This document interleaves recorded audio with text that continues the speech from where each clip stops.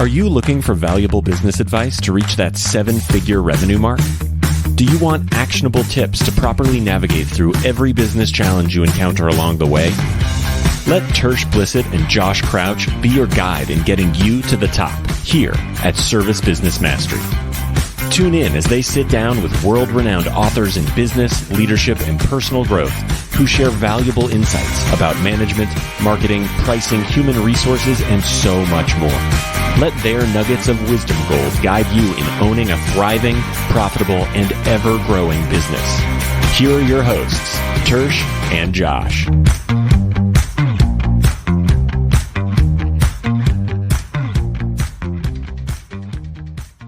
Hello, everyone out there in podcast world. Hope you're having a great day. We're going to talk about delegation today, and I'm excited as always. We said that earlier. We're always excited, but yeah, this is definitely one of those topics that it's a buzzword for sure. And I know that Emily, our guest today, Emily Morgan, she has been she's had her business for 15 years, and that's all they do is, they delegate. And I'm excited to learn more about this because this is a topic that I don't do the best job at. And I feel like some of it's ego, and I don't want to relinquish the roles and responsibilities. And then others is nobody can do the job better than I can, but maybe that's ego. I don't know. What's your thoughts on that, Josh? Maybe a little bit. You probably delegate better than you think you do, though.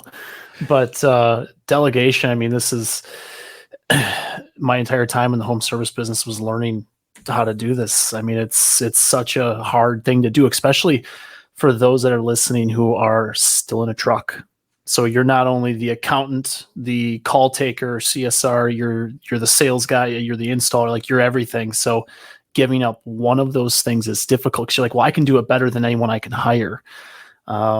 But the problem is you're also going to be stuck in a truck forever, and you're never going to grow your business to the point where you can have some freedom back in your life and you stop missing birthday parties and soccer games and all this kind of stuff. So that's what we're going to dive into with Emily today. And as Tersh said, we got to find a different word than excited. We got to look up in the dictionary, come up with a different variation of that word so we don't keep using it. But we're excited for this podcast and to talk about how to get more freedom back in your life.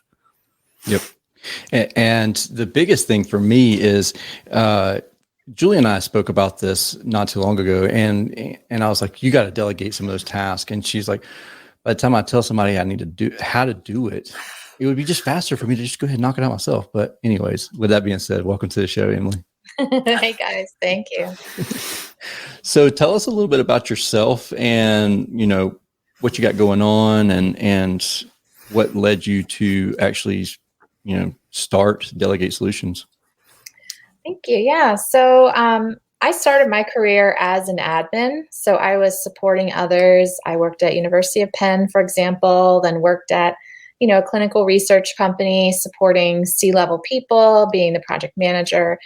And then I had my son, and I knew that I loved the work I was doing. I loved helping others, but I didn't want to deal with commuting and parking and being on that kind of schedule. So I quickly learned, hey, I could actually do admin work from home. And so I started the company. It was just me 15 years ago, a couple of clients. Soon after became a single mom. So was building a company out while raising my son, who's now 14. And just really developed an entrepreneurial sort of bug around, hey, I want to do more than just be the assistant. I want to support others and help more entrepreneurs, because there's a very specific way that we support people that is the most impactful way, which is really all the years of us supporting entrepreneurs and figuring out the exact way that we can help people clear their plates. That's awesome. Yeah, it's so as we were talking about pre-show, you were remote before it was cool. Now everyone's remote, right? But that's a very neat start. You kind of, especially, 15. If you think about 15 years ago, the world was not what it is now. Yeah. That's definitely an awesome thing to that you started, and it's cool to see where you've gotten to in this at this point in your life by doing the remote work and teaching others to do that. Yeah, for all these years, guys, I was like pounding on the soapbox saying, why can't this be done remotely? Why can't we do things fractionally? Why does it have to be this, pre-existing structure? And overnight it just changed. So that was a wild thing to sort of be a part of, for sure. What's the biggest hang up that people give you? Like, what's the biggest resistance that you're like, well, my business, I can't do that because of this? Oh yeah. I mean, everyone thinks that what they're doing is unique and special. And I'm here to tell you that administratively, it's really not. So there's, that's sort of step one, is understanding that administratively business needs are business needs. There might be nuances and niches to what you do, but from a support standpoint, it doesn't matter what your industry is. We can still help you. Yeah, that's really cool. One of the things that I really enjoy about having remote support is the fact that they don't have to be right here. They don't have to be in the same town as us, and we can get people who are very, very good at their job, and they could be all over the country or even all over the world and provide us with support. And you're like, wow, I've never even thought about doing it this way or that way. And this person, because they have experience, they've done this for other people. Like it's especially if you live in a small town, like we're not in a huge area, so we don't have a lot of people. And so the talent pool is not, all these, we're not in New York, or we're not in Atlanta, so we don't have a ton of population wise. And so to be able to have someone that does live in these areas that comes on board, and plus they can work remote from their own home, and so that's a plus too. Yeah, I mean, you're making my case for me there. You remove the geographical limitations of talent when you can embrace a model like this. A lot of our clients say we take the noise out of the office. So that's sort of, friction, tension, personality, things that you might have to deal with on site. They're not there. And then to your last point, we are trying to bring a delegation system to our work. So we help people figure out what to delegate and how to delegate. And that's a totally different approach than an admin that you're teaching yourself. Yeah, that's the struggle that I have whenever I reach out to someone about doing it, because we've used like Upworks and programs like that. But the issue that I come up with, and the issue that always presents themselves, is, okay, I have this person for 40 hours. Now I physically have to teach them everything that they're going to need to know how to do. And then if they don't work out, then it's right. Like, now it's time to do it for another person. Like it feels like a completely different hiring experience. Like you have to hire completely different. So I don't know, maybe you can teach us a little bit about that, or share why that how to avoid that whole scenario, I guess. Admin's a very transient industry, so we should start with that. And I think what I like to tell people, specifically entrepreneurs, is plan for transition. It's likely going to happen at some point for a million different reasons, but just be prepared for it. And so we try to teach people, don't be reliant on one particular person. That's why I recommend using like a managed service, because it's not your problem anymore. If there's turnover or somebody's sick or you don't have a good personality fit, you're no longer in that seat of having to now manage that on top of your regular job. Oh, okay. So you guys, do you guys do consulting and like set up the system, or how does the process work? Like if somebody calls you and says, "Hey, what do you guys do, or what kind of things can you do for them?" Yeah, we're a delegation company. And so we have built a delegation system that we work people through. We help you figure out what to delegate, how to delegate. We put a plan together to make that happen. And then we provide you with executive assistant team that's going to systematically take those things off your plate each day. So it's a full comprehensive support service. Okay, so you help with the process, like what Tersh was mentioning of finding people that have maybe certain skill sets, and help. Do you help train them, or is that still on the business owner then? No, our team are our employees. So we come in and we act as your dedicated assistants in a fractional way. We train them on how we support entrepreneurs.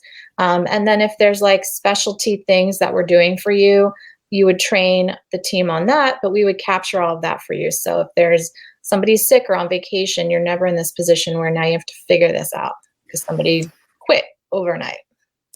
Sure, which has never happened, right? No. It's a terrifying place to be when you've relinquished all of the to-dos to someone else and you just are like trusting that they're going to do it and then they're gone. So it's a really scary place to be. So that's why we always want to plan for it and have like backstage, we create client guidebooks around how we support you. What are your preferences? What are your processes? Making sure they're captured, things like that. Do you guys help with, and this is a big one for, I guess, our industry, just because most of the people that own service businesses, they don't really have that administrative mindset of developing processes. And as we all know, processes are literally like the lifeblood of growing and scaling your business. Mm-hmm. Do you guys help develop that along with like what the business owner wants to see, or how involved do you guys get with something like that? Yeah, I mean, process is the path to freedom. Like we believe that firmly, and process is what's going to free you up to step out of your business because in most cases, the process lives in your brain, right?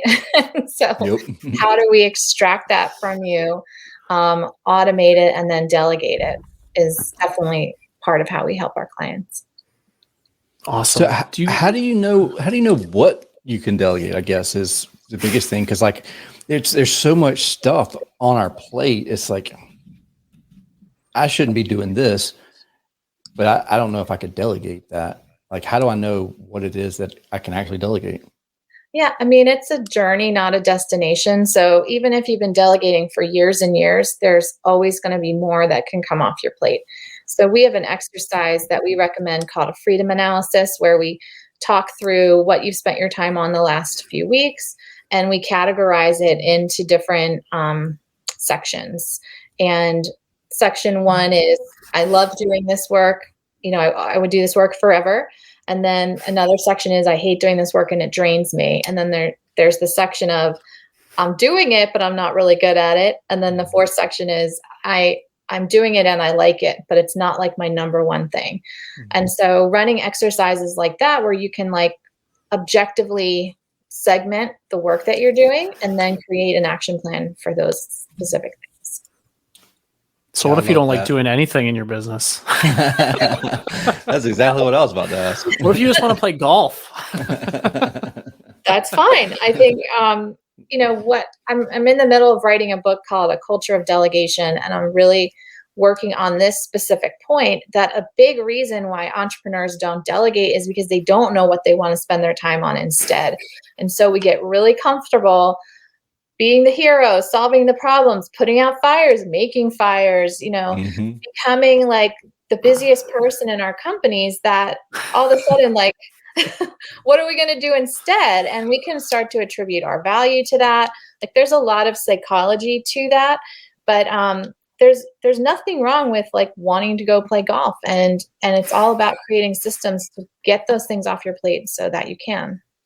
Do you ever find that someone doesn't delegate something that they're okay at, they're not great at, and they don't like it at all, but they have a fear that someone else is royally going to screw it up if they don't do it? So like what comes to mind is like bookkeeping or accounting. And like a lot of business owners will come in and they say, look, I don't like bookkeeping. I don't know. I'm not an accountant, but I don't trust other people to do that. Do you ever see that? That was the first thing that I let go of in my business. So, yeah, I mean, for things like that, I think sourcing fractional experts is the way to solve that problem. So fractional bookkeeper, I have a fractional CFO, I have a controller. So filling those seats, but I mean, first is identifying what the things are that you don't want to do, that you're not good at, and the things that you love to do. Because once we start to get those things off your plate, you're going to create a vacuum of time. And if you really don't know what you're going to refill the time with, you just keep adding more and more junk because it feels normal to be really busy and stressed out and in the middle of everything. Sorry, I was just changing the banner. Someone was asking about your book. So with shoot, I had a really good question and I can't remember it now. That always happens. So I guess along with delegation, how much of that, and I guess that is that through your process, you decide what can be automated and what can't be automated. Because Tersh and I both love automation and Zapier and all that kind of stuff. Yeah. So do you guys, is that something you also help them with along the path? Yeah, I think, listen, we're not in the business of busy work for the sake of busy work. So wherever, really? Yeah. Wherever there's possible automations, we'll always suggest that. But yeah, I think it's all about figuring out what is the process. Are there steps within the process that could be automated and delegated? And what parts do you still have to contribute to the overall process? So with the fractional stuff, and we had a marketing guest on a couple weeks ago, and he started talking about like fractional marketing officer. And I've heard of the term, but I guess us in the blue collar space maybe are not as, like, we feel like everyone has to be an employee at their desk or come in every day. Yeah. How, and maybe we've already kind of covered this, but how do you decide what places in your business you don't need a full-time person versus when you need maybe a fractional person would work fine? I think a fractional person works fine for most entrepreneurs, especially smaller businesses, and especially in those really specialty areas. So for us, we run on EOS, the Entrepreneur's Operating System. We have an accountability chart, and what we'll do is we'll create ghost seats on the accountability chart when we know that we're going to be hiring for that role next. So I think for me, it's like, what are the specialty things? So we have a fractional marketing agency. We have a fractional CFO. There's lots of different like strategic ways to get to talent that doesn't require them to be your employee. So just to define for people who are listening, a fractional employee is... Oh, a fractional, well, it wouldn't be your employee. He stopped his question halfway. It wouldn't be your employee. It would be a consultant type 1099 situation. So like when clients engage us, they engage the company and they're 1099, we're 1099 of them. So you can have part-time employees, but what I'm suggesting is specialists that are fractional, that are working with multiple clients, helping them with whatever that problem is. So how do they locate someone like that? Like what's the typical process of finding a fractional employee? I would ask your network for recommendations. Okay. Like I'm part of EO, the Entrepreneurs Organization. And so whenever I'm looking for, like I just needed someone to review a shareholder agreement. So I asked my network. So I would always start there because they've done business with them. Okay.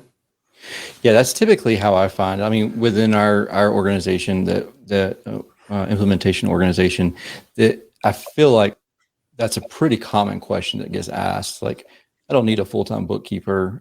Do you know of anybody that does this remotely? And there's tons of recommendations. If there's not already vendor partners in the group already that already do that. So yeah, it's definitely one of those things. If you're listening to this and you're not part of an organization, you're not part of a coaching group, Facebook groups, I mean, they're in specific trades like, hey, look, do you recommend anybody that does this? Even reaching out to your SCORE mentors, your local SCORE mentor, or your like we have the Georgia University of Georgia. It's a long definition. It's basically like SCORE, but put through University of Georgia. and they're a coaching organization that's nonprofit. So those organizations have people who they could partner with or recommend also. Yeah, I mean, you can pretty much find a fractional expert for any part of your business. The only employees that I had for a long time were our employees that were delivering the service. So the ones that are supporting the entrepreneurs. Even my own leadership team was fractional for a long time. So How many you build into it? So with the fractional stuff, I mean, what does that look like as far as, because obviously I'm assuming being fractional, they still need to know enough about your business to help you move the business forward. Is it like a certain number of hours, or how does something like that work as far as the arrangement goes? Yeah. I mean, I can speak to ours and the ones that I've engaged. So with ours, we sell time-based retainers. So our clients hire us starting anywhere from an hour a day all the way up to full time. And that's like, we would use the time for scheduling or planning, helping you book vacation or reaching out to sales leads, doing research. So like the time can be spent however you want, but we do sell retainers. I know the sort of other model to do this is to sell like a results-based retainer. Mm-hmm. So like my CFO or whatever would say, you're getting this financial statement meeting, this meeting, and these reports. And it's not tied to time. It's tied to like deliverables. And then I guess the third would be more of results. So it's like, you're going to pay me this much and you're going to get this as an outcome, which I haven't figured out how to do that yet in my business. So. Sure. We actually have someone that might be able to like have an offline conversation with you, because that marketing guest, he does some fractional work, and it's based on results. Like he gets a certain percentage, and I don't know how that works for other marketing. It's a little easier to figure that out. I don't know how it would work for different segments of your business, but sales and marketing are usually pretty easy because it's tied to numbers, but some of the other things aren't necessarily tied to specific KPIs, I guess, unless you create them. But yeah, that's how our CFO is. Our CFO is results. So it's like not results, but it's you're going to get these reports, and this is going to be done by the end of the month, or by the 10th of the month. You're going to have these numbers and all that good jazz. She's great. Yeah, I haven't cracked the code on it yet on how to take what we do. Because, we could say, oh, well, we'll do your scheduling, but your scheduling and someone else's scheduling could be so vastly different. Maybe it would even out. I haven't been able to wrap my head around it. Oh, yeah. I totally get that. Yeah. I guess if you focused on maybe a certain specific business type or something, you could probably come up with that. But yes, everyone is totally different when it comes to that, like dentist versus HVAC versus I don't even know their business. I'm sure there's other examples out there, but they all are unique as far as their call volume, especially like when in Savannah, it's 110 degrees. I mean, you guys are going to be overloaded. Oh, yeah. So how do you, and maybe this doesn't have, it's like culture. We mentioned culture earlier. How do you keep the culture where it's still feeling like somewhat of a team atmosphere versus when they're remote, it's just a different feel, talking to each other.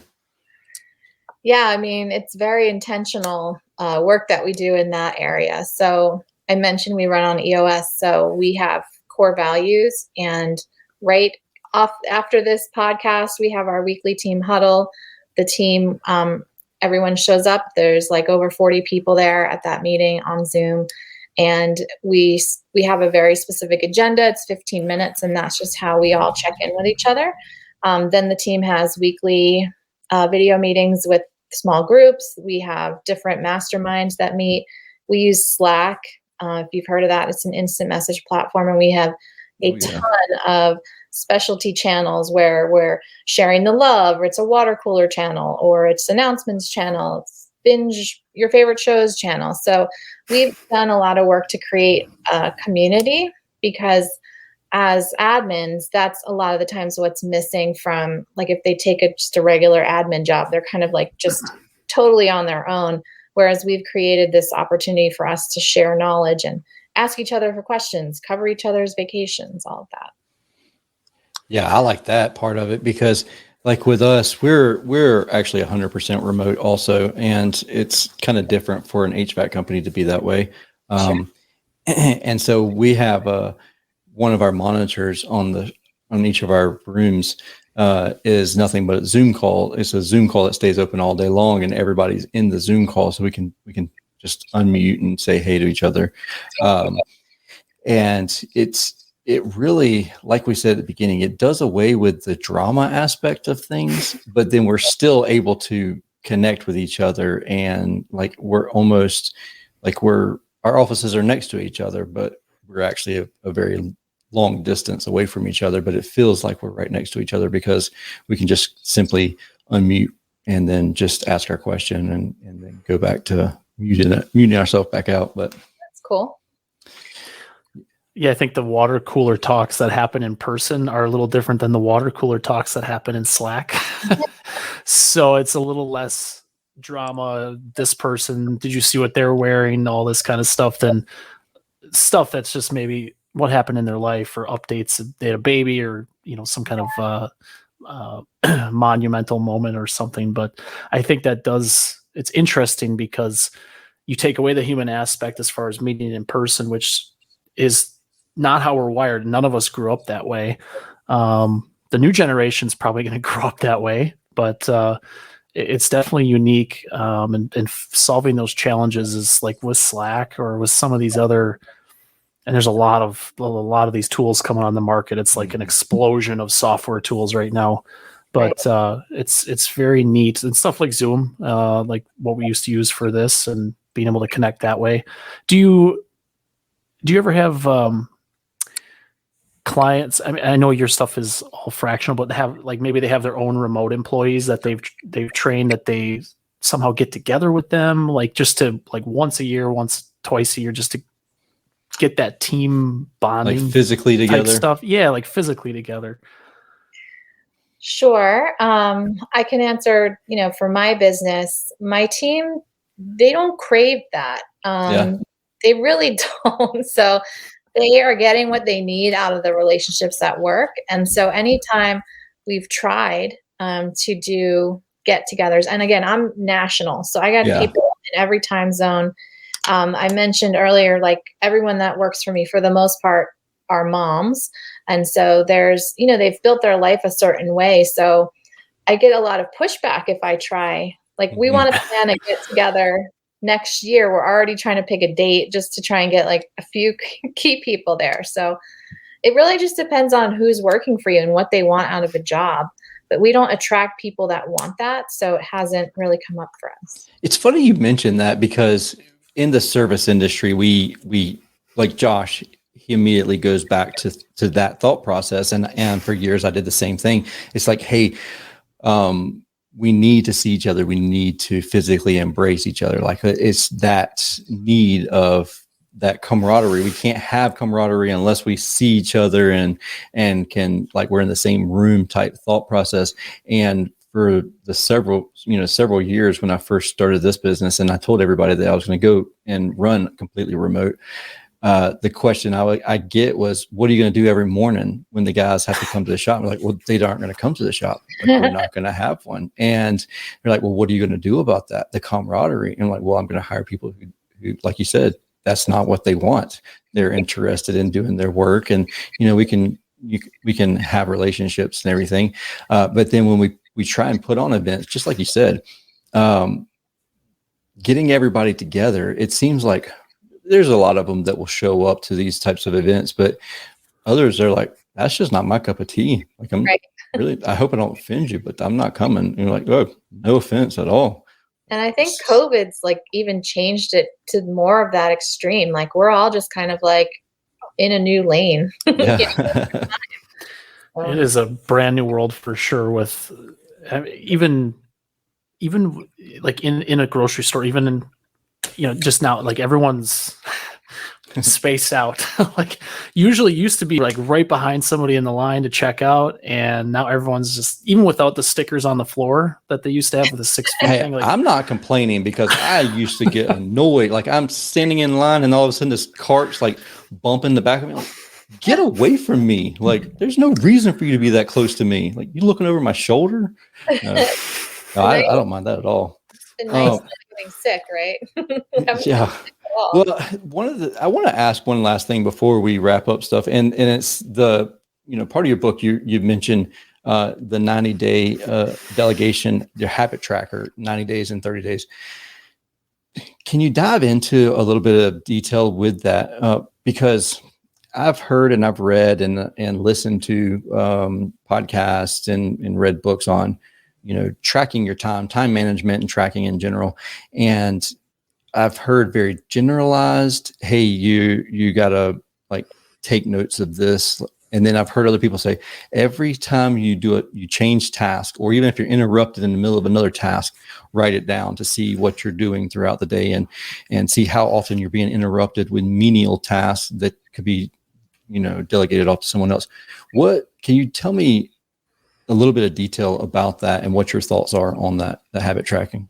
Yeah, I think our habit tracker at the end of the ebook is really just there for you to pick one thing that you want to try to improve tied to your delegation.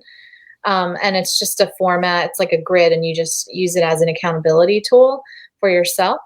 So for that particular tool, you're just picking one thing. But for tracking your time, to me, it's an iterative process. So the delegation system that I built, the first step of it, it's a 5-step process. The first step is called focus. And that's where you're getting really clear on what you want to spend your time on. And I think if you can focus on just understanding that, you can build any sort of delegation into your day, as long as you know what you want to do with the time you freed up. I don't even know. Sometimes it's like, okay, what am I going to do now? Well, it could be you want to go golfing every Friday.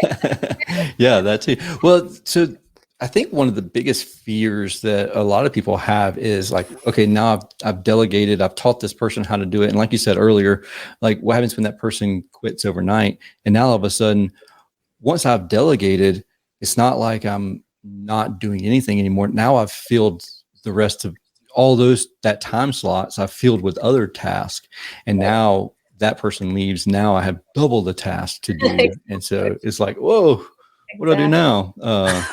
So that's kind of the fear that people have. And I love how, like you mentioned, that you do away with that fear and that anxiety, because you take those processes and build those processes out and all that good jazz. But yeah, I just wanted to mention that again. We have some best practices when figuring out what to delegate, and one of them is look for the repeatables. So look for things that you're doing more than once, because those are delegation candidates, and we can just turn that into a quick and dirty process, and someone can take that off your plate. So as you're going through your day and you find yourself doing something over and over again each week, totally something you can delegate. And from my own experience doing this, one of the things I found is something that I thought was something I'm really great at and enjoy doing, but it was something that someone else could do equally as well. And I was doing it on repeat so I could make it into a process. And so that just basically created a whole opportunity to clear up a lot of time from my plate so I could use it to do more important work. So it might be things that you're really good at and you like doing, but if it's more than once and someone can do it as well, it's also a delegation candidate.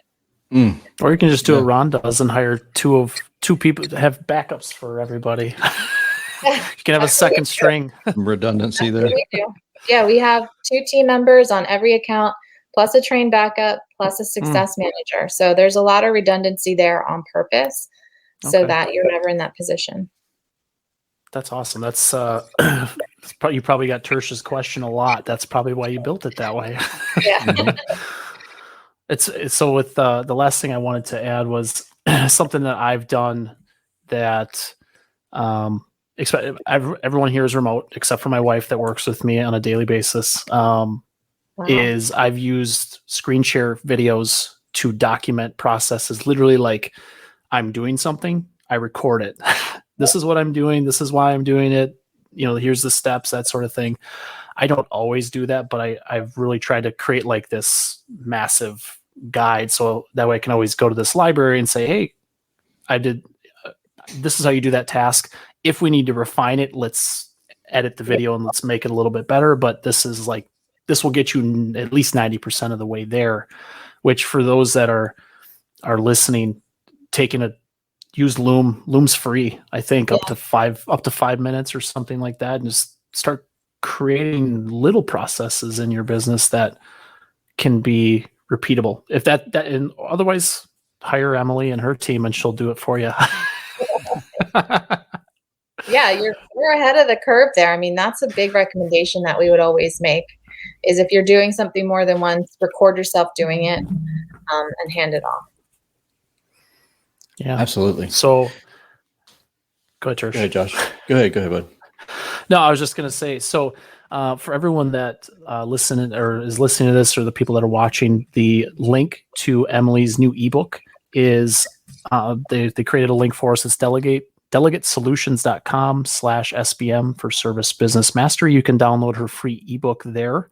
And I'm sure that you can easily get in touch with her team through her website, which is delegatesolutions.com. Is there any other way that people generally get a hold of you guys?